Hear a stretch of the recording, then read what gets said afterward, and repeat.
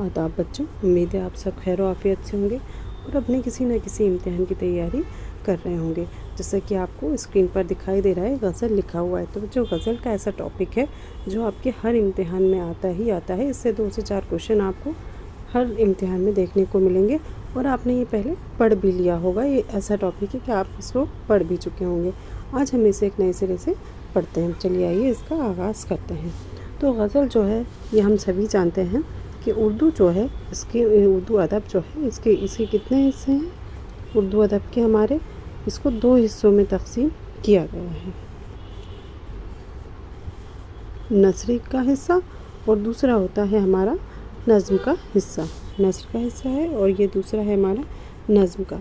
तो जो गज़ल है हमारी वो हमारे नज़्म के हिस्से में आती है। इसमें हमारा क्या क्या आएगा? सबसे पहले तो गज़ल ही आती है, उसके बाद क़सीदा, मतलब शायरी वाली जितनी भी असनाफ़ है वो सब इसमें आती हैं। नज़्म में मरसिया है,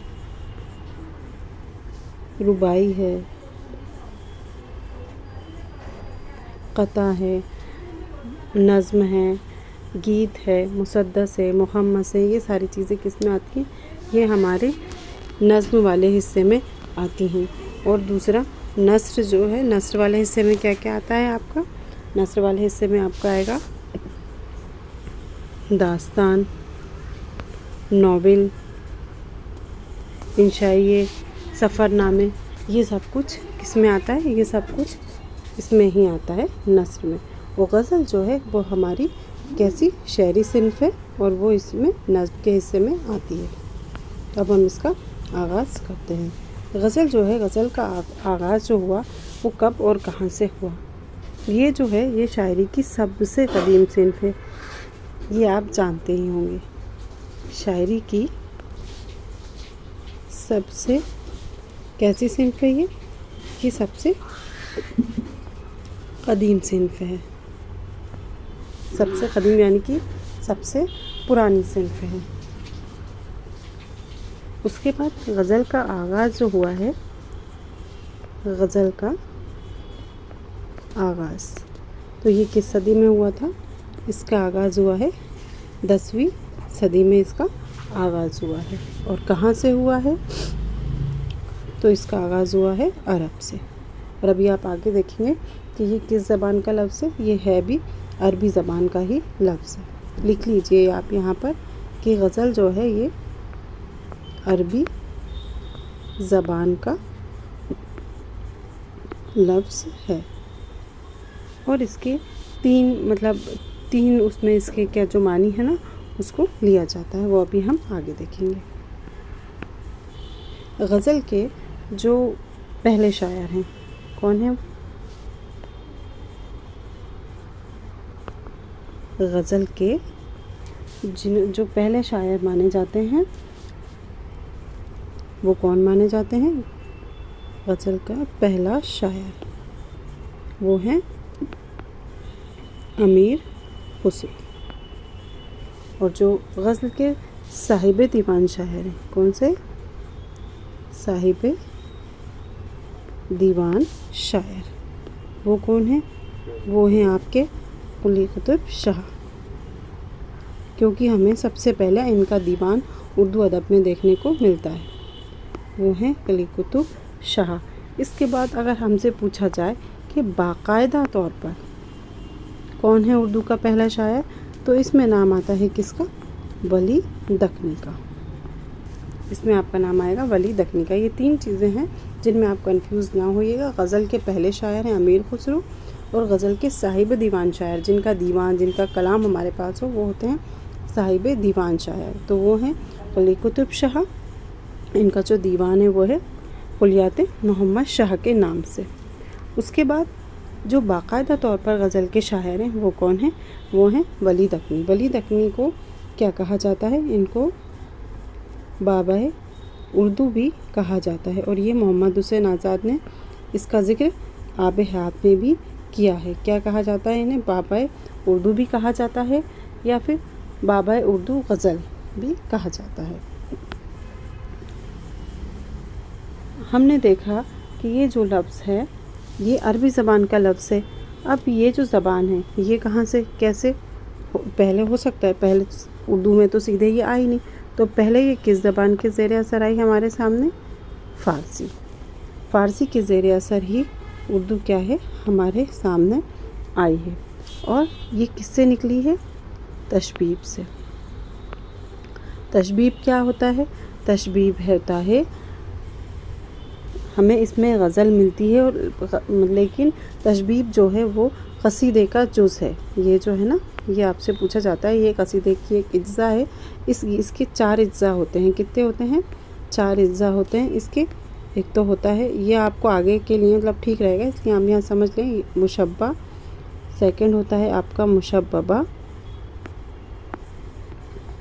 اور تھرڈ آپ کا ہوتا ہے وجہ تشبیہ۔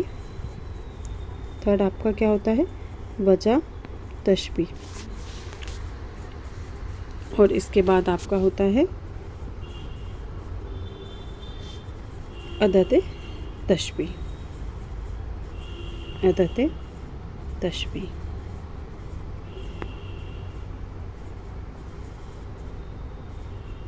تو یہ اس کے 4 اجزا ہوتے ہیں۔ مشبہ جس کو تشبیہ دی جائے، مشببہ جس سے تشبیہ دی جائے، وجہ تشبیہ کہ ریزن کیا ہے، آپ کس چیز کو کس کی طرح بتا رہے ہیں تو اس کی وجہ کیا ہے، اور عدد تشبیہ جیسے آتا ہے لیکن، غویا، اس طرح کے جو الفاظ آتے ہیں وہ اس میں شامل ہوتے ہیں۔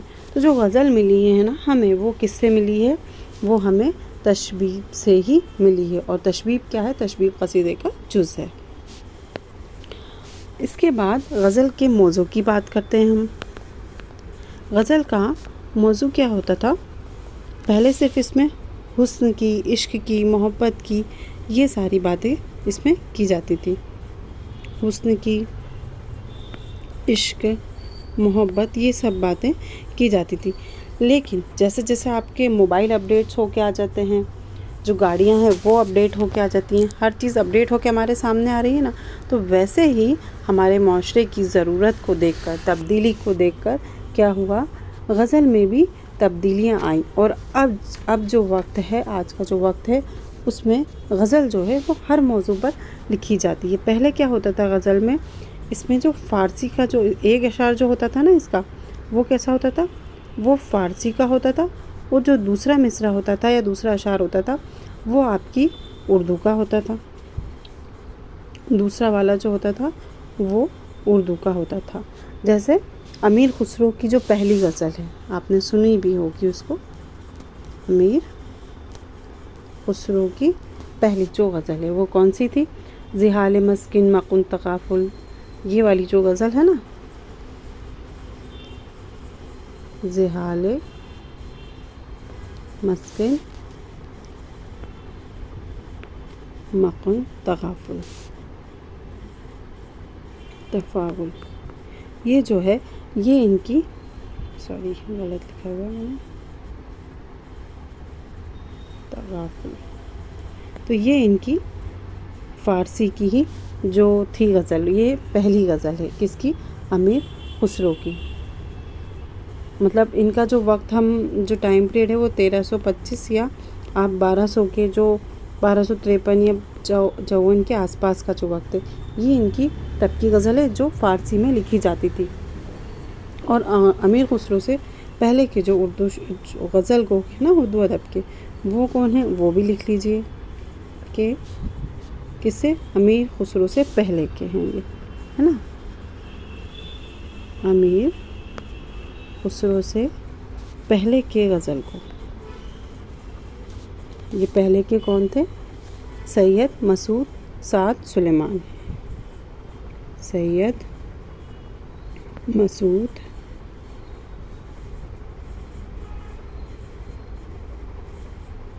سعد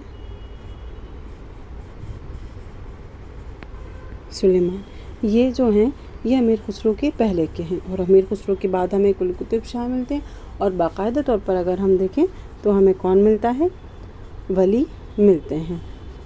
اس کے بعد اگر آپ بات کریں تو جو دلی سلطنت تھی اس میں امیر خسرو کے علاوہ بھی اور بھی کئی شعراء ہوئے، لیکن کچھ جو مقبول ہوئے، جو خاص تھے، ان میں امیر خسرو اور ان کے بعد قلی قطب شاہ اور ان کے بعد ولی دکنی آتے ہیں۔ جیسے فیروز شاہ، فیروزی، یہ بھی ہیں. یہ کون ہے؟ یہ دلی سلطنت کے وہ تھے، جو شعراء تھے یہ دلی سلطنت کے تھے. جیسے فیروز شاہ، فیروزی،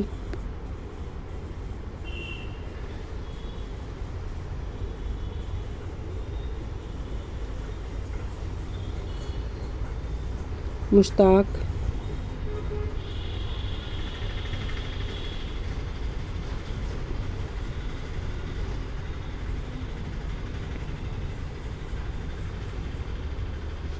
لطیفی اور آصری. یہ جو ہیں آپ کے، یہ کہاں کے شعراء ہیں؟ یہ دلی سلطنت کے شعراء ہیں. اور غلام، اس کے بعد جو ہے دلی سلطنت، آپ جانتے ہیں دلی سلطنت جو تھی اس کو کتنے ادوار میں تقسیم کیا ہے؟ دلی سلطنت میں کتنے جو وہ ہوئے ہیں، اس میں کون کون سے بادشاہ آئے اور گئے ہیں؟ تو وہ تھے 5 بادشاہ. دلی سلطنت میں کتنے؟ 5 بادشاہ تھے. کون کون سے؟ آپ یہاں پہ لکھ لیں ایسے. دلی سلطنت، تو اس میں کتنے بادشاہ ہوئے تھے؟ اس میں جو 5 بادشاہ تھے. یہ کون ہیں جو کون سے تھے؟ غلام، خلجی،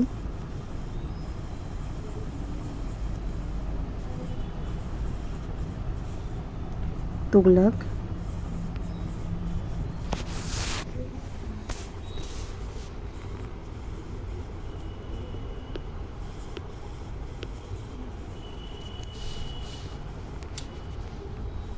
اور آپ کے سید،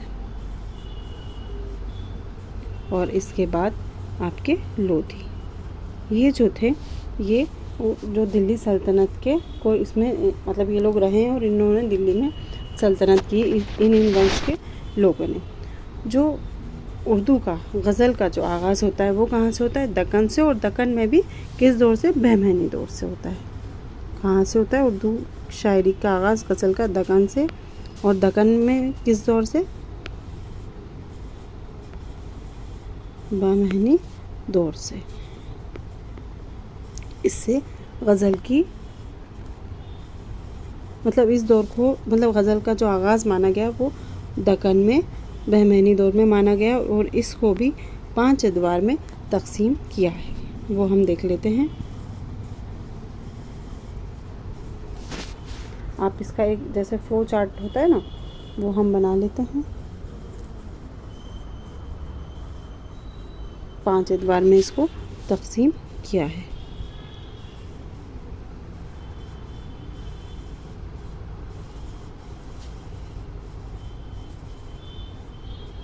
اور یہ 5 سب سے پہلے جو تھے وہ تھے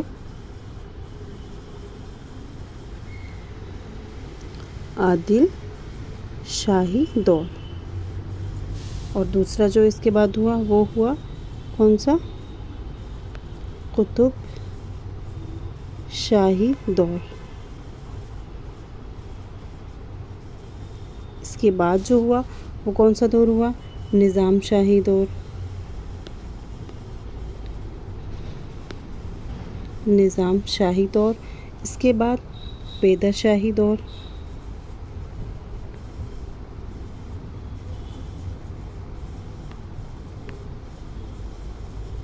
اور آخری جو لاسٹ تھا وہ تھا بہرار شاہی دور.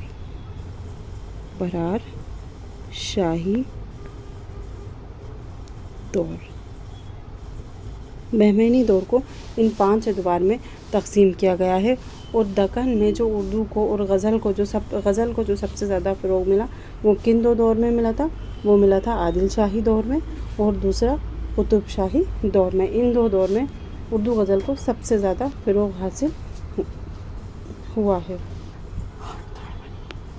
جو آپ کے وہ تھے محمد قلی قطب شاہ جو تھے، ان کو اردو کا کیا کہا جاتا ہے؟ پہلا صاحب دیوان شاعر کہا جاتا ہے. ہم نے ابھی پڑھا. تو ان کا جو دیوان تھا اسے کس نے مرتب کیا تھا؟ کیسے وہ ہمارے سامنے آیا؟ ان کا جو دیوان تھا اسے کس نے مرتب کیا تھا؟ اسے ان کے दामाद ने, सबसे पहले तो हम इसमें ये दामाद ने, हाँ इनके दामाद ने और इनके भतीजे ने, इनके दामाद का क्या नाम था, इनके दामाद का नाम लिख लीजिए। इनके दामाद का नाम था मोहम्मद कुतुब शाह, मोहम्मद कुतुब शाह, ये इनके दामाद का नाम था। और ये गोलकुंडा से इसको मुरतब किया था, किसने, इन्होंने और इनके भतीजे ने। इसमें जो अशार की तादाद है, अशार की तादाद वो कितनी मिली है हमें, वो मिली है हमें 5000। इसमें कम से कम हमें 5000 अशार जो है वो देखने को मिलते हैं।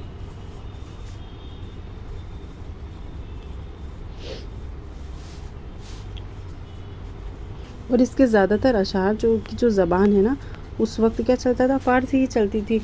उस वक्त तो उर्दू को फ़रोग़ नहीं मिला था। जब अपने वली दक्नी जो आए हैं, उन्होंने इसका रिवाज आम किया कि फ़ारसी से जो है वो उर्दू में गज़ल को लिखा गया। तो जब इनके हमने कुली कुतुब शाह के जो हमने दीवान देखा है, उसमें जो अशार हमें मिले हैं वो किस ज़बान में मिले हैं, वो हमें फ़ारसी में मिले हैं। और ये कहाँ से, गोलकुंडा से शाया हुई थी। और जब इनका इंतकाल हो गया, कब इनका इंतकाल हो गया, जब इनका इंतकाल हुआ कब, 1686 में जब इनका इंतकाल हो गया, तो किसने, औरंगज़ेब ने इनकी जो सल्तनत थी और आदिल शाही जो सल्तनत थी उसको अपने ख़ानदान में मिला लिया। कब, 1686 की ये बात है। इस वक्त किसने, औरंगज़ेब ने कुतुब शाही ख़ानदान को मुगलिया सल्तनत में मिला लिया था। सॉरी। तो जब मुगलिया सल्तनत ने मिला लिया, फिर 1668 कह लें आप, या फिर अब यहाँ पर आ जाते हैं हमारे कौन, वली दक्नी। कौन आ जाते हैं यहाँ पर, वली दक्नी। अब जब वली दक्नी आते हैं तो इनकी पैदाइश कब की है, इनकी पैदाइश मानी जाती है या तो 1668 लिख लें आप, या तो फिर 1667, जो भी आपके इम्तिहान में आपको जो भी ऑप्शन मिले आप उसमें टिक कीजिएगा। फिर इनकी पैदाइश हो जाती है। और वली दक्नी को ही उर्दू का क्या कहा जाता है, पहला बाकायदा साहिब दीवान शायर कहा जाता है। और इनको क्या लक़ब दिया गया है, उर्दू शायरी का बाबा आदम। किसने, मोहम्मद हुसैन आज़ाद ने इनको ये बात कही है। तो ये जो गज़ल की इब्तिदा कैसे हुई, गज़ल कैसे आपके सामने आई, ये वो सारी बातें थी इसमें। अब हम देखेंगे कि गज़ल का फ़न क्या है। हमने देखा गज़ल अरबी ज़बान का लफ्ज़ है और ये अरब से हमारे सामने आया है। इसके लुग़त के एतबार से अलग मानी होते हैं, अदब के एतबार से अलग मानी होते हैं और इस्लाह के एतबार से इसके अलग मानी होते हैं। वैसे गज़ल के मानी क्या होते हैं, इश्क और मोहब्बत के इसके मानी होते हैं। किसके, इश्क और मोहब्बत के। लेकिन कई बार एग्ज़ाम में पूछ लिया जाता है कि इस्लाह में गज़ल के क्या मानी हैं, तो आप क्या लिखेंगे, इसमें आपसी बातचीत, आपसी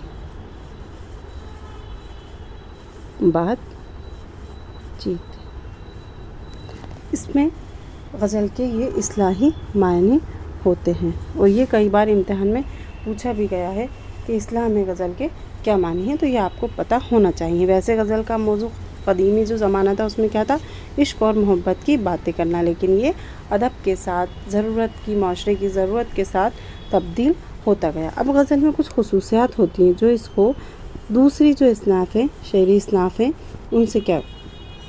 उनसे जुदा करती है। वो क्या है, वो भी हम देख लेते हैं। गज़ल की ख़ुसूसियात,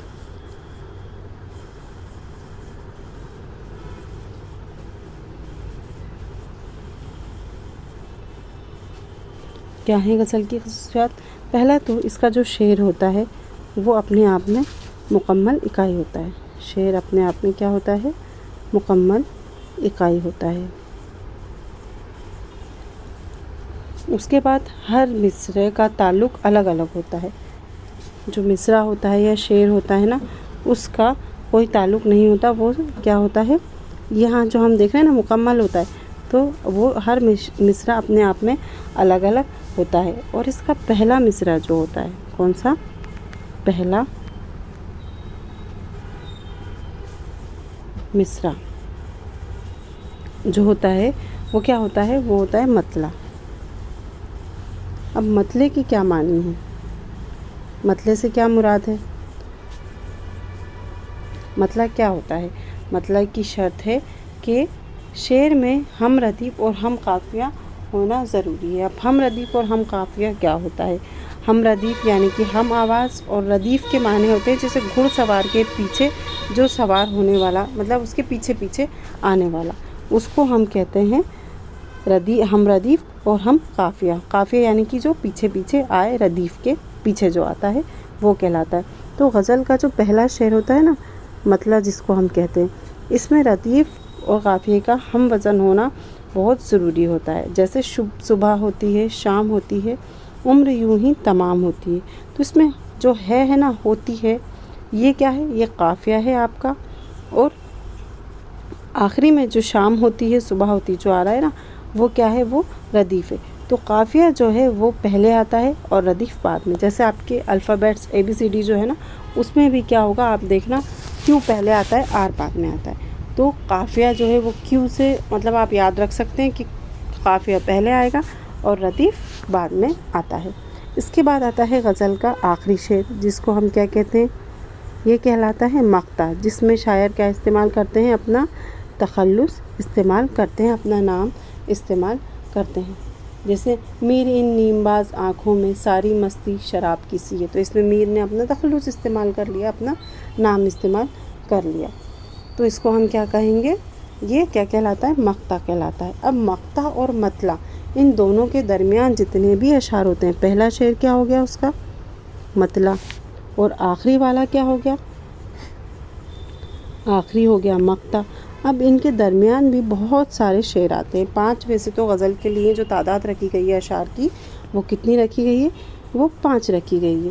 5 سے کم نہیں ہونا چاہیے. 5 سے زیادہ ہو سکتے ہیں، 21 تک ہو سکتے ہیں، لیکن اس کے درمیان اور سارے بھی اشعار آتے ہیں. تو وہ کیا کہلاتے ہیں؟ باقی کے جو اشعار ہوتے ہیں، کچھ اشعار اس میں سے فرض کہلاتے ہیں اور کچھ کہلاتے ہیں حسن مطلع.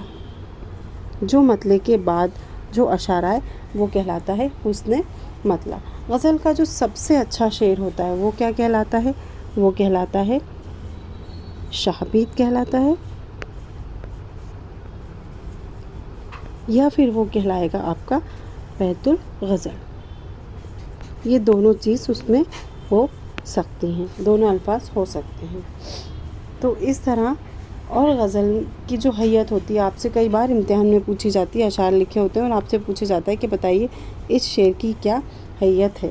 تو اس میں کیا کیا ہوتا ہے؟ پہلے اس میں ہوتا ہے مصرع، اس میں مصرے ہوتے ہیں. پھر آپ کا جو ہے وہ شعر بن جاتا ہے.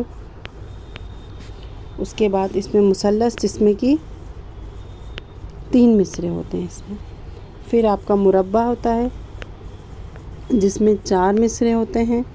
اس کے بعد آپ کا مخمس، اس میں کتنے ہوتے ہیں؟ اس میں 5 مصرے ہوتے ہیں.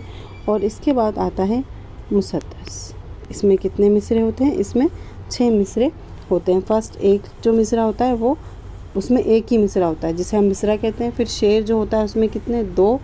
مثلث جو ہے اس میں کتنے ہوتے ہیں؟ 3. اور مربع جو ہوتا ہے اس میں ہوتے ہیں 4. اور مخمس جو ہے اس میں کتنے ہیں؟ 5. مصرے میں ہم قافیہ ہوتا ہے. ٹھیک ہے. تو یہ جو ہے یہ غزل کے متعلق کچھ باتیں تھیں. اور آپ سے یہ بھی پوچھا جاتا ہے کہ غزل اور نظم میں کیا فرق، اگر کبھی آپ سے پوچھا جائے جو ایک عام فرق ہے وہ کیا فرق ہوتا ہے، تو وہ ہوتا ہے تسلسل کا. نظم میں کیا ہوتا ہے؟ تسلسل ہوتا ہے. جو ایک کوئی آپ کے پاس موضوع ہوگا اور نظم جو ہوگی وہ شروع سے لے کے آخر تک کسی ایک ہی ٹاپک پر، ایک ہی بات پر لکھی جاتی. لیکن غزل میں ہم نے دیکھا، غزل کی جو پہلی خصوصیات تھی وہی ہم نے دیکھی کہ اس کے جو مصرے ہوتے ہیں، جو اشعار ہوتے ہیں، وہ جدا گانے ہوتے ہیں، الگ الگ ہوتے ہیں. بس اس میں ردیف اور قافیے کی پابندی ہوتی ہے. تو یہ غزل اور نظم کا جو بنیادی فرق ہے نا، وہ یہی ہے کہ اس میں تسلسل ہوتا ہے اور اس میں تسلسل ہونا ضروری نہیں ہوتا ہے۔ تو یہ غزل کے متعلق کچھ باتیں تھیں جو آپ کو بتانی تھی۔ امید کرتے ہیں کہ آپ کو یہ جو کلاس ہے یہ سمجھ میں آئی ہوگی۔ شکریہ۔